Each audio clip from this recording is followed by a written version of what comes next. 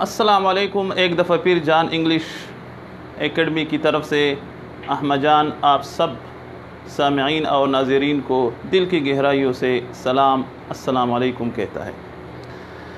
जैसे कि आपको मालूम है कि हम इंग्लिश के वसी वारीज़ मैदान में दाखिल हो चुके हैं और हम अपने सामईन और नाज़रीन को ये बताएंगे सिंपली कि हमने इंग्लिश कैसी सीखनी है।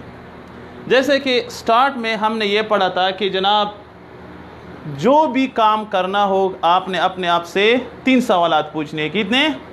3। नंबर 1 क्या था शाहीन? नहीं, डू यू रिमेंबर व्हाट? क्या था? व्हाट।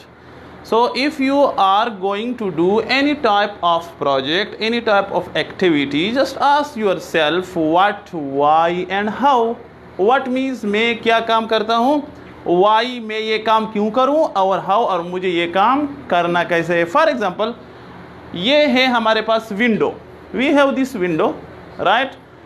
तो what is this? It is a window.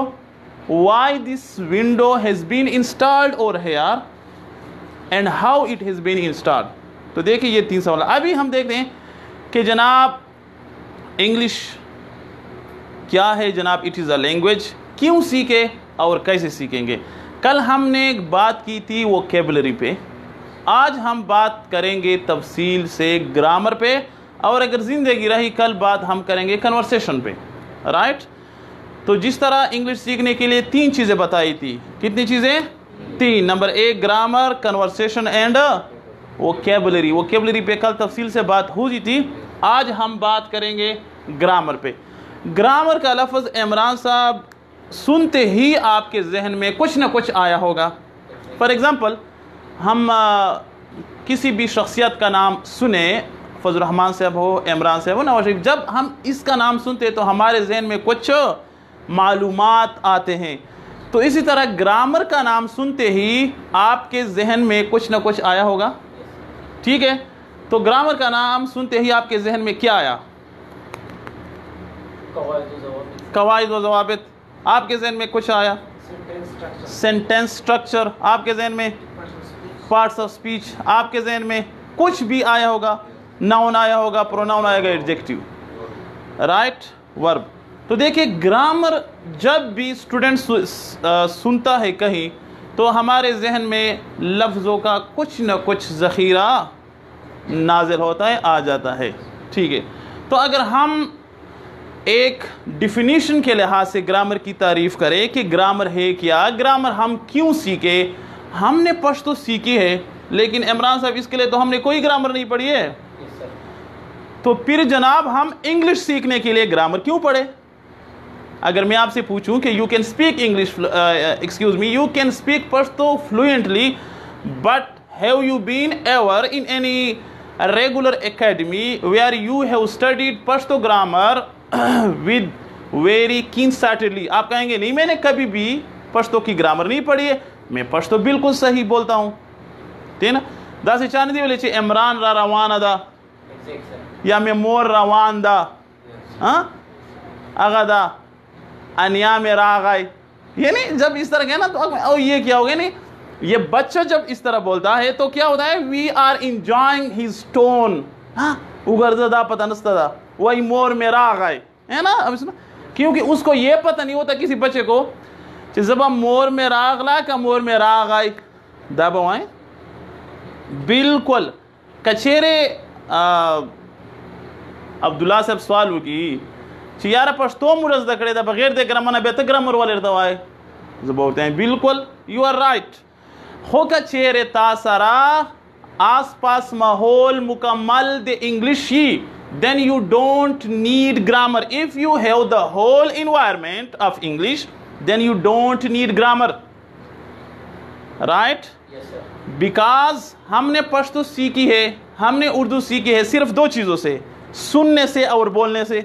अगर every person you have developed such type of environment, आपने ऐसी environment बनाई है जहाँ हर कोई पश्तो इंग्लिश बोलता है और सुनता है, तो you don't need any grammar for spoken, not for reading and writing. एक अंग्रेज भी 100% अंग्रेजी correct نہیں بولتا. Keep this point in your mind. Even in English, either it is American or Australian or Canadian, he himself can't speak English 100%, 100% correct. ہم اپنی پشتو بھی 100% صحیح نہیں بولتے. آپ کہیں گے کیسے؟ مثال کے طور پر کلام روایو چھے زدر ز تی انتظار کوا، کلا ورتے تی انتظار کوا زدر ز، کلا ورتے یعنی اس کا مطلب ہے زدر ز تی انتظار کوا تی انتظار کوا زدر ز. کچھ الفاظ آگے پیچھے کرتے تو اٹ مینز یا بس زدر ز تی انتظار کوا دا بس صحیح، یا تی انتظار کوا زدر ز صحیح دا.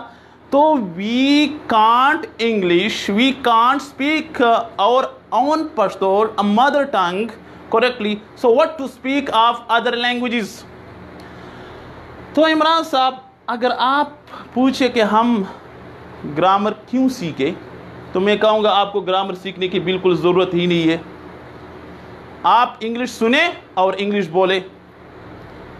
لیکن اگر آپ کہیں کہ جناب ہمیں انگلش سیکھنا ہے بڑی دوست، پھر کیوں سیکھے؟ کیونکہ گرامر میں جب آپ بات کرتے ہیں، انگلش ایک فارن لینگویج ہے، ایک غیر ملکی زبان ہے. تو غیر ملکی زبان کو جاننے کے لیے، غیر ملک کو جاننے کے لیے آپ کو کچھ اصول، قواعد و ضوابط ڈھونڈنے ہیں. سمجھ آیا؟ تو یہ چونکہ it is not our mother tongue, we don't have such type of environment where every person, where every guy speaks English.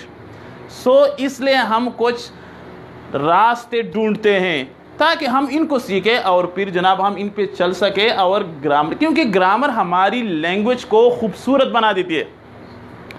ایک تعلیم یافتہ جب بات کر رہا ہو اور ایک غیر تعلیم یافتہ، تو ان کی باتوں میں، الفاظوں میں بولتے ہیں نہیں چھے پلان کی سارا دیر زیاد دلوات تا. اور بیدلی مودی دولت سوائی دلوات یو کس ویلا جاگا لطیفہ راغلا مڑا نورانگ تا پیر روان دا ماوتیل سوکتا مڑا ویلا آگا سنا میری ماوتیل کم پیر ترجمه لسا وینا نا آگا چه اردو جاگا ماوتیل چه ذوالفقار ویلا ذوالکفار سے ابر روان دا.